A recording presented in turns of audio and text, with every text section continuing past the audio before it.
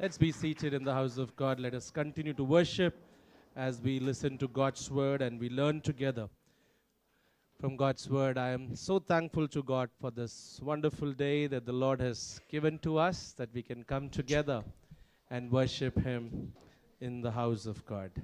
मैं परमेश्वर को धन्यवाद करता हूँ और इस दिन इस खुश अवसर के लिए धन्यवाद करता हूँ कि इस प्रकार हम यहाँ इकट्ठा होकर उसकी महिमा एक साथ कर पा रहे हैं। Thank you, dear brother Blesson and the worship team, for leading us into a wonderful time of worship. भाई ब्लेशन को बहुत ही धन्यवाद इस प्रकार हमें एक बहुत बड़ी खूबसूरत आराधना की और अगुवाई करने के लिए। Would you turn to your neighbor and give them a good smile? क्या आप अपने आसपास बैठे हुए लोगों को देखकर आप मुस्कुरा सकते हैं? Come on, turn to your other neighbor and give them even a bigger one. और दूसरी ओर देखकर आप और खुलकर आप हंस सकते हैं। If you don't know your neighbor's name, ask them अगर so आप you can pray for them. अगर आप उनके नाम नहीं जानते आप नाम पूछ सकते हैं ताकि उनके लिए आप प्रार्थना कर पाएं। It's not simply to follow on Instagram, okay? ये सिर्फ उनको इंस्टा में फॉलो करने के लिए नहीं है। What a privilege that we can come together and thank God for the freedom that we have in the city, that we can come and worship like this. ये कितनी बड़ी अवसर की बात है कि हम इस शहर में इस प्रकार स्वतंत्रता पूर्वक उसकी महिमा और आराधना एक साथ कर पाते हैं। As we worship God, as we come and glorify His name, the most important aspect of our life is that we come a little more closer to God. और जैसे हम उसकी आराधना और महिमा करते हैं, इसका मुख्य उद्देश्य ये है कि हम उसकी और करीब हम आ जाते हैं। And so all of this year, we are going, as we've been looking in, as we've started from the very beginning, the idea is that we have this year as the year of kingdom influence. जैसे कि इस साल पूरे साल हम इस विषय पर देखने वाले हैं और इस शुरुआत से हम इस विषय पर चर्चा करते आ रहे हैं कि ये साल एक परमेश्वर की राज्य की प्रभाव की साल होगी। Even as we continue, as we get into God's word, I just want to welcome those who are here for the first time. और यहाँ पर पहली बार जितने भी मित्रजन उपस्थित हैं, मैं आपको स्वागत करना चाहता हूँ। And we would want to pray for you towards the end of the service. May God bless you as you attend with us. और मैं चाहता हूँ कि सेवा का खत्म होने के बाद मैं आपसे मिलूं और प्रार्थना करूं और परमेश्वर आपको आशीष दे। Friends who are returning after a while, welcome back. God bless you. जितने भी मित्रजन कई समय के बाद यहाँ दोबारा वापस आए हैं, मैं आपको फिर से स्वागत करना चाहता हूँ। The winter isn't going away. और ये जो ठंड का समय है बहुत जल्दी खत्म होने वाला है। No, the winter isn't going away. ये जो ठंड है इतना जल्दी खत्म नहीं हो रहा है। And that's why some of the chairs are explaining that. और जो खाली कुर्सी है वो इस बात को बता रही है। But isn't it good that we can come together and worship God like this? कि ये बहुत ही आनंद की बात है कि इस प्रकार हम परमेश्वर की एक साथ आराधना कर पा रहे हैं। The month of February, we're going to talk about, the whole of the month of February, we're going to talk about identity. और ये जो पूरा फरवरी का महीना है हम पहचान के विषय में हम देखेंगे। You know, there was this man who was once standing at the railway counter. और एक व्यक्ति था जो रेलवे स्टेशन के काउंटर में खड़ा हो रहा था। The ticket booking counter. जहाँ पर टिकट हम बुक करते हैं। Of course, those under 30 won't understand this. जो 30 साल से कम उम्र के हैं ये बात नहीं समझते हैं। You know, but then there was this man who was standing in the queue and he got fed up and he cut the line and he got in the front. और जो भीड़ था लाइन था वहाँ से उसको बहुत ही गुस्सा आ गया और वहाँ से वो आगे चला गया। And then he went and stood there and the reservation guy said, you know, why are you doing this? Please go back. और वो वहाँ आगे जाकर वो खड़ा होता है और रिजर्वेशन वाला इस प्रकार पूछता है कि आप ऐसा क्यों कर रहे हो, आप दोबारा वापस लाइन में जाओ। He said, do you know my father? वो कहता है कि क्या आप मेरे पिता को जानते हैं? And this reservation guy took the mic and he said, security, here is a man who doesn't know his father. और वो रिजर्वेशन वाला सिक्योरिटी को माइक पे बुलाता है कि भाई यहाँ पर एक व्यक्ति है जो अपने पिता को नहीं जानता है। So often we are really proud about our identity once in a while. और अक्सर हम कभी ना कभी अपनी पहचान को लेकर बहुत ही हम घमंड करते हैं। But many a times we don't know our identity. और कई समय हमें अपनी पहचान नहीं जानते हैं। Our identity sometimes changes with what we do. और कई बार जो हमारी पहचान है वो बदलती है कि हम क्या कर रहे हैं उसके हिसाब से। Sadly, in a corporate world, the moment you tell your name, we have said this so many times, the moment you tell your name, the next second question is already loading. और इस corporate दुनिया में जब आप अपने नाम की परिचय देते हैं और दूसरा सवाल उसके बाद में तैयार होता रहता That है, what do you do? और उसके बाद आप क्या काम करते हैं? Because your answer will tell the other person how to rate you and where to keep you in his books. क्योंकि आपकी जवाब दूसरे व्यक्ति को ये कर नहीं पाएगा कि किस प्रकार आपको रेट करेगा और आपकी बारे में वो छवि बनाएगा। So many of us also walk only with that confidence. और कई बार हम इसी प्रकार की सोच से आजकल चलते हैं। Oh, if I have good shoes. अगर मेरे पास अच्छा जूता हो, Oh, if I'm wearing a good coat. अगर मैं अच्छा coat पहनूं, Oh, if I live in a very good house. अगर मैं अच्छी घर में मैं रहूं, Oh, if I drive a very fancy car. अगर मैं बहुत ही फैंसी का गाड़ी में मैं चलने लगूं, There's nothing wrong about all of this. और इन सारी बातों में कोई खराबी नहीं I है, badly want all of this. No, you know, so there's मुझे nothing भी wrong about all of this. और इन सारे बातों में कोई खराबी नहीं है। But they don't tell your identity. और ये बातें आपकी पहचान की विषय में नहीं बता पाएगी। But some of you are like, Pastor, in this Gen Z world, in this Instagram world, this is what creates an identity. और आप बोलेंगे कि पासवान जी, आजकल की जो नई दुनिया जेनजी और इंस्टा की दुनिया है, यही चीजें पहचान बनाती है। As we turn to God's word today, I'm just going to remind you few things. और जैसे हम परमेश्वर की वचन से देखेंगे, मैं कुछ चीजें आपको दोबारा से याद दिलाऊंगा। We're going to talk about influence through identity. और हम इस विषय पर चर्चा करेंगे Influence पहचान through, से yeah. प्रभाव। So that will be the theme for the whole month. और इस महीना का पूरा ये विषय और शीर्षक होने वाला है। And so the big idea that we are going to cover today is that your influence does not begin with what you do, it begins with who you are in Christ. और आज का मुख्य विचार ये होगा कि आपकी पहचान आप क्या करते हैं उससे नहीं, बल्कि आपकी पहचान आप मसीह में क्या है उससे आता है। So if you don't know who you are, then you will try to prove who you are. अगर आप खुद को नहीं जानते कि आप कौन है, आप अपने आप को सिद्ध करने की कोशिश करेंगे। The simple idea is if you know who you are, you will naturally influence. और सरल विचार ये है कि अगर आप जानते हैं आप क्या हैं, वो स्वाभाविक रूप से आपकी जो प्रभाव है वो निकलती है So बाहर। turn with me to 1 Peter chapter 2 verses 9 through 12. और मेरे साथ आप खोलिए पहला पत्रस 2 उसके 9 उसके 12 तक। We are going to read this together. 1 Peter chapter 2 verses 9 through 12. हम इसको साथ में पढ़ेंगे। पहला पत्रस 2 अध्याय उसके 9 से लेकर Come 12 on तक। guys, that's enough cue. आप खड़े 1 हो Peter सकते 2 हैं। verses 9 through 12. Let's read this loud and clear. But you are a chosen people, a royal priesthood, a holy nation, a people belonging to God, that you may declare the praises of him who called you out of... Yes, go ahead. Verse 10. And a stone that... oh, come on. Verse 10. Verse 10. Come on. Once you were not a people, but now you are the people of God. Once you had not received mercy, but now you have received mercy. Verse 11. Dear friends, I urge you as aliens and strangers in the world to abstain from sinful desires which war against your soul. Verse 12. Live such good lives among the pagans that though they accuse you of doing wrong, they may see your good deeds and glorify God on the day he visits us. Let's read it. आइए हम इसको हिंदी में वाचन करेंगे।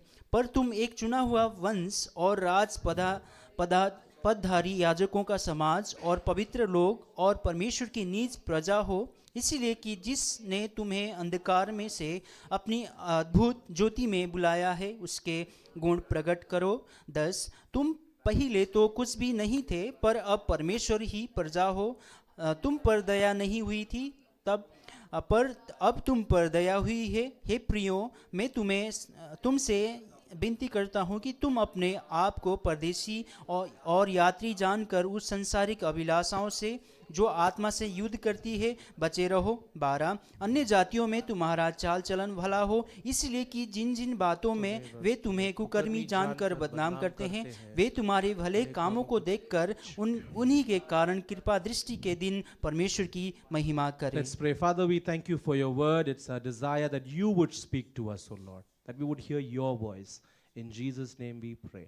Amen. Amen. Let's be seated. कृपया आप बैठ सकते हैं। So I would like to title the sermon as Knowing Who You Are Shapes How You Influence. और इस वचन को मैं इस प्रकार से शीर्षक देना चाहता हूं कि आप अपने आप कौन है उसको जानकर आप अपनी आप को एक आकार दे सकते हैं। Knowing who you are shapes how you influence. और अपने आप को जानने के बाद आप किस प्रकार प्रभाव डाल सकते हैं उसको आकार दे सकते हैं। You know, First Peter chapter 2 talks basically about believers as living stones. और यहाँ पर पतरस विश्वासियों को एक जीवित पत्थर के रूप में बयां करता And है। these living stones are being built into a spiritual house. और ये जो जीवित पत्थर है एक आध्यात्मिक घर बनाने के लिए निर्माण करने के लिए इस्तेमाल किया जाता है। And so Peter is drawing a comparison between those who reject Christ and those who belong to Christ. और यहाँ पर पतरस उन लोगों के बीच में एक अंतर दिखाने की कोशिश कर रहा है कि कुछ लोग जो यीशु मसीह को अस्वीकार करते हैं और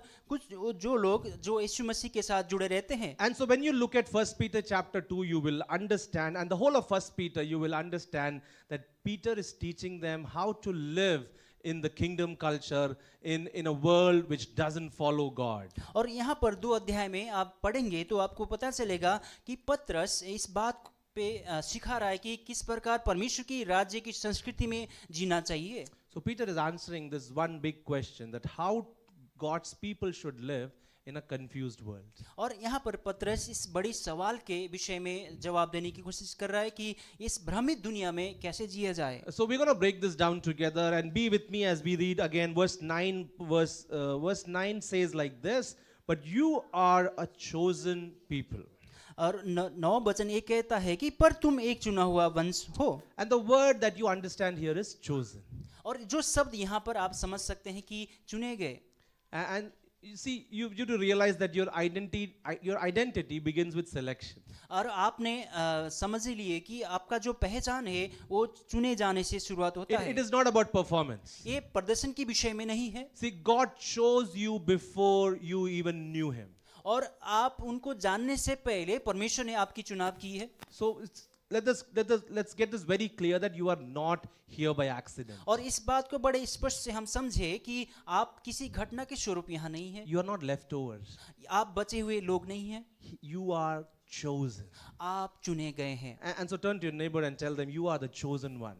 और अपने पड़ोसी को छूकर बोले कि आप चुने गए लोग हैं। I don't know how many of you understand that.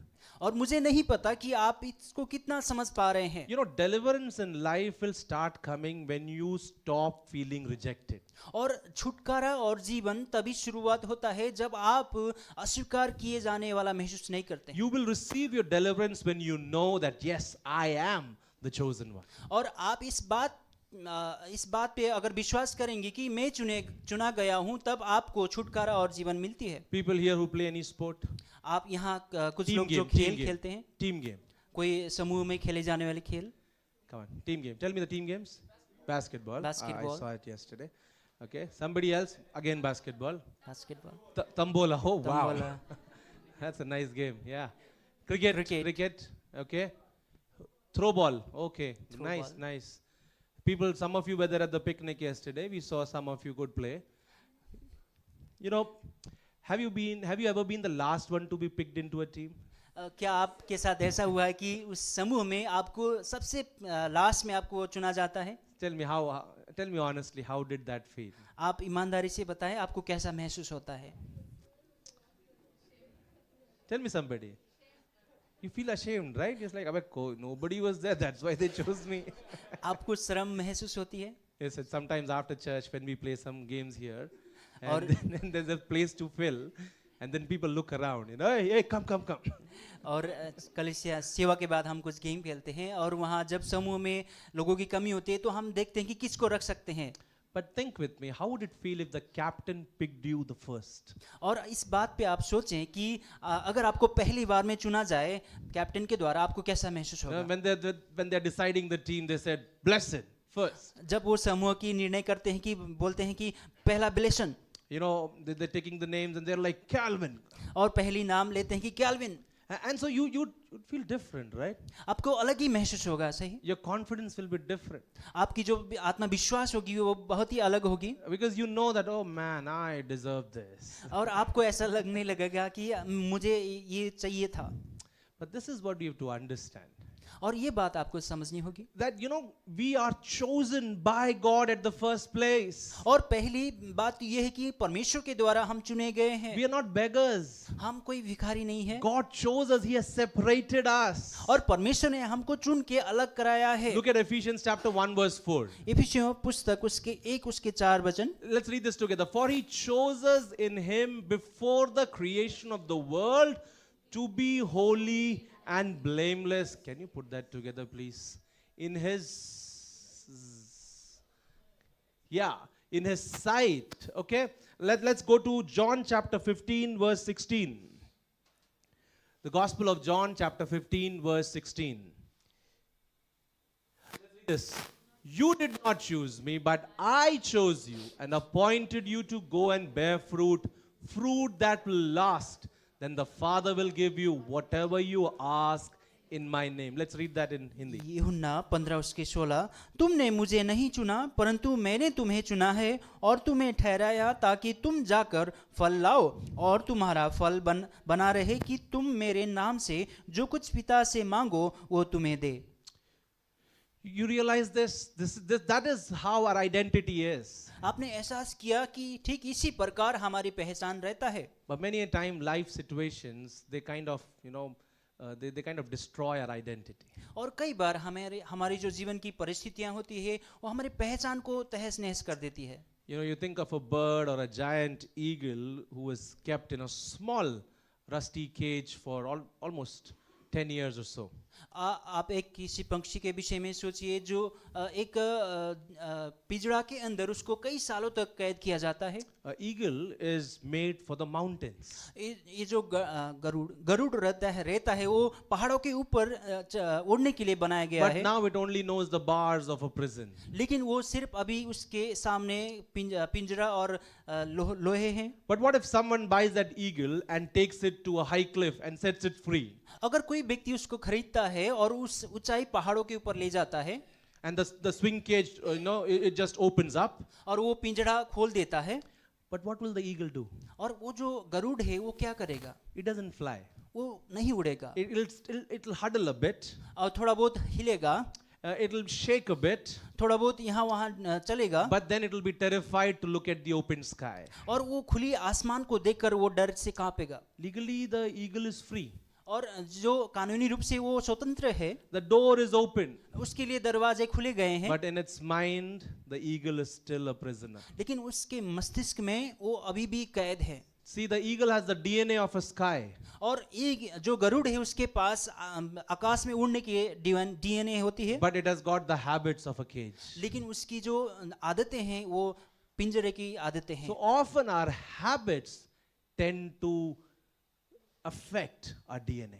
और अक्सर हमारी जो आदतें हैं हमारी डीएनए के ऊपर प्रभाव डालती है। So let's not live in the habits of the cage. और उस पिंजरे की जो आदतें हैं उसमें ना जिएं। You might have had a past. आपकी अतीत हो सकती है, You might have gone through a very, very difficult time.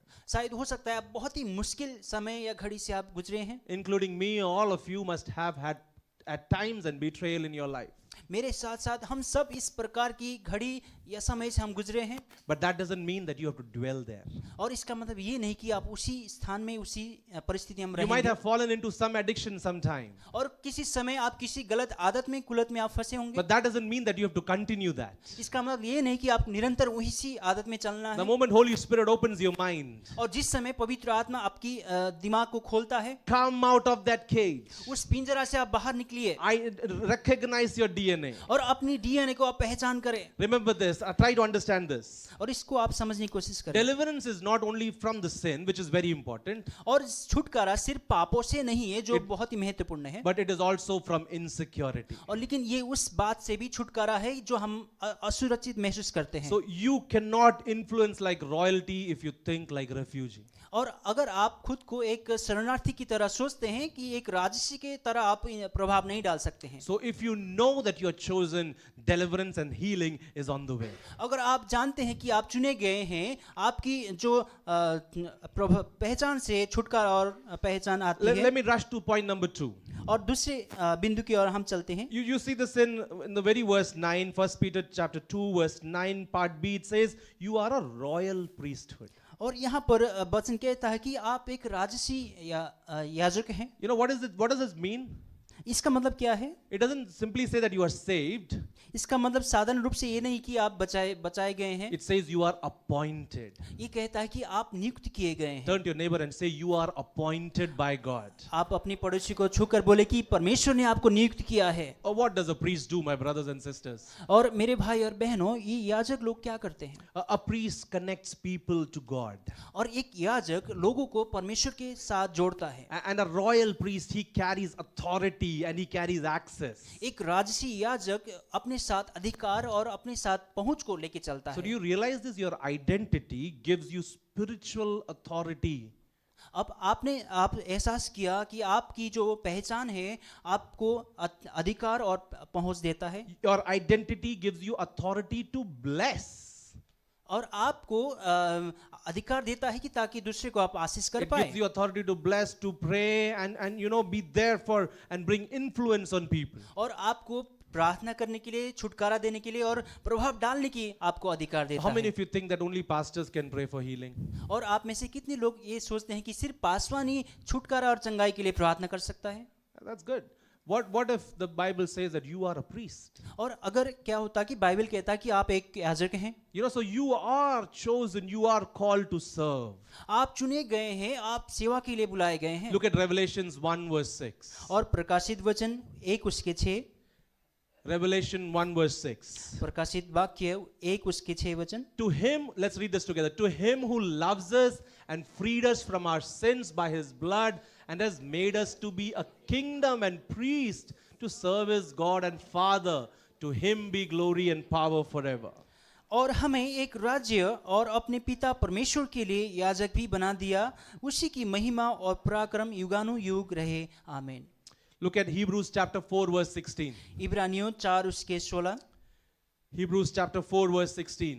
इब्रानियों 4 The 16। writer of Hebrews says, let us then approach the throne of grace with confidence so that we may receive mercy and find grace to help us in our time of need. इसलिए आओ अब अनुग्रह के सिंहासन के निकट हिया बांध कर चले कि हम पर दया हो और वो अनुग्रह पाए जो आवश्यकता के समय हमारी सहायता You know, करे। in the Old Testament, priests would carry the names of tribe before God. और पुराने नियम में ये जो याजक लोग हैं, वो अपनी जो पीढ़ी है, अपनी जो लोग हैं, उनके गोत्र या नाम लेकर परमेश्वर के पास जाते Today हैं। we carry them in prayer to God. और आज हम प्रार्थना के साथ उनके नाम को ले चलते हैं। Your intercession releases blessings and deliverance into the lives of people. और आपकी जो मध्यस्थता है वो छुटकारा, चंगाई और आशीष लोगों के पास ले जाती है। So you're called. You are appointed by God. इस कारण आप बुलाए गए हैं, परमेश्वर के द्वारा नियुक्त किए गए So the हैं। first thing you understand that you're chosen, पहली चीज आप समझे कि आप चुने गए हैं, and then you understand that you are appointed. और आप समझ पाए कि आप नियुक्ति किए गए हैं। But you have to be very careful with your appointments. लेकिन आपकी जो नियुक्ति है उसको लेकर आपको बहुत ही ध्यान देना पड़ेगा, Because then all eyes are on you. क्योंकि सारे नजर आपके ऊपर है। You know, a child once prayed loudly in church. और एक बच्चा कलीसिया में बहुत जोर से प्रार्थना कर And रहा the था, child prayed like this, Lord bless everyone, especially the difficult ones. और इस प्रकार वो प्रार्थना करता है कि परमेश्वर सबको आशीष दे, खासकर उन मुश्किल लोगों को। And you know who they are. और आपको पता है वो कौन है। And while the church was praying, everybody turned and looked into that one uncle in one row. और जैसे सब कलीसिया प्रार्थना कर रहे थे, सब लोग एक अंकल जो कोने में खड़े थे उनको देखने लगे। You know, we have to be very mature and wise. When you know that you're appointed, you use it wisely. अगर आप जानते हैं कि आप नियुक्त किए गए हैं, आपको बहुत ही परिपक्व और बुद्धिमान होना पड़ेगा। Now write this down somewhere if you can. Identity gives authority. इस बात को आप लिख सकते हैं, आपकी जो पहचान है आपको अधिकार I'll प्रदान repeat करता that. है। Identity gives authority. आपकी अधिकार, आपकी पहचान आपको अधिकार देता And है, authority releases blessing. और अधिकार आशीष को छोड़ता है। Authority releases blessing. अधिकार आशीष को छोड़ता है। So what does royal priesthood mean? और ये जो राजसी याजकत्व है, इसका मतलब क्या है? That you can pray for healing. और ये इसका मतलब ये है कि आप चंगाई के लिए प्रार्थना कर You सकते can हैं, speak blessing. और आप आशीष बोल सकते हैं, You can stand to pray for deliverance. आप छुटकारा के लिए प्रार्थना के लिए खड़े हो सकते And हैं, above all, you carry God's presence into every situation that you are. और सबसे ऊपर परमेश्वर की जो उपस्थिति है हर एक परिस्थिति में आप लेके चल And सकते so हैं, your influence becomes healing influence. और आपकी जो प्रभावकारिता है एक चंगाई की प्रभाव हो सकती है। Deliverance in your family. आपकी परिवार में छुटकारा, Deliverance in your finances. आपकी आर्थिक अवस्था में छुटकारा, Deliverance in your own personality. अब आपकी व्यक्तित्व के ऊपर छुटकारा। When you begin to know that you have authority. और जब आप इस बात पे विश्वास करेंगे कि आपके पास अधिकार है। I want to continue this, but we have a lot of things happening today. So I'll just conclude with these two things and probably pick it up next week. और इसको हम दो और बूंदा देखकर हम इसको खत्म करते हैं। Let me just conclude this with just reminding you what we have picked up so far. और इस अभी तक हमने जो जो चीज उठाई उसको फिर से हम याद करते हैं। First is you are chosen. पहली बात, आप चुने गए हैं You're chosen to walk in deliverance. और आप छुटकारा में चलने के लिए चुने गए हैं। And second thing is that you are appointed. You are a royal priesthood. और दूसरी बात, आप नियुक्त किए गए हैं, आप एक राजसी याजक हैं। And so you walk in that blessing. और इस आशीष में आप चले। Shall we close our eyes? कि हम अपनी आंख को बंद करें Shall we bow our heads and just seek and just pray over what the Lord has spoken to us this morning? और इस समय अपनी सिर को नीचे झुकाए प्रार्थना करें कि आज की सुबह परमेश्वर ने आपको किस किस बात के ऊपर आपको याद दिलाया है। You're chosen to be delivered. आप छुटकारा देने के लिए चुने गए हैं। And you are appointed to be blessed. आप आशीष होने के लिए आप नियुक्त किए गए You're हैं appointed to be a blessing. और आप एक आशीष बनने के लिए आप चुने गए हैं। Would you begin to pray over your life right now? और अपने जीवन को लेकर आप क्या इस समय आप प्रार्थना कर सकते Are हैं? there situations like cage which is trying to play with your identity? क्या ऐसी अवस्था है आप किसी पिंजरा में फंसे हुए हैं, जैसी कि आपकी पहचान को छुपाने की कोशिश कर रहा है? Are you struggling with rejection? क्या आप अस्वीकार होने वाली चीज से आप संघर्ष कर रहे हैं? Would you receive your identity right now? और क्या आप अपनी पहचान को आप प्राप्त कर सकते हैं इस समय? Do you feel powerless in your life? क्या आप अपने जीवन में शक्तिहीन महसूस करते हैं? Are you not able to control your life situations? और क्या आप अपनी जीवन की परिस्थिति को आप नियंत्रण नहीं कर पा रहे हैं? Begin to pray, Lord, let me live, help me live from identity and not insecurity. और आप इस तरह से प्रार्थना करें, परमेश्वर मुझे मेरी पहचान के द्वारा जीने में सहायता कर, बल्कि असुरक्षित पना से नहीं। Come on, pray over your life. Come on, pray over your situations. आप अपने जीवन के लिए, अपनी हालातों के लिए प्रार्थना करें। Come on, just ask the Lord to touch your life, change things and the realms around you. और आप इस समय प्रार्थना करें, आप अपने जीवन को परमेश्वर बदल दें और आपके आसपास की चीजों को भी परमेश्वर बदल दें।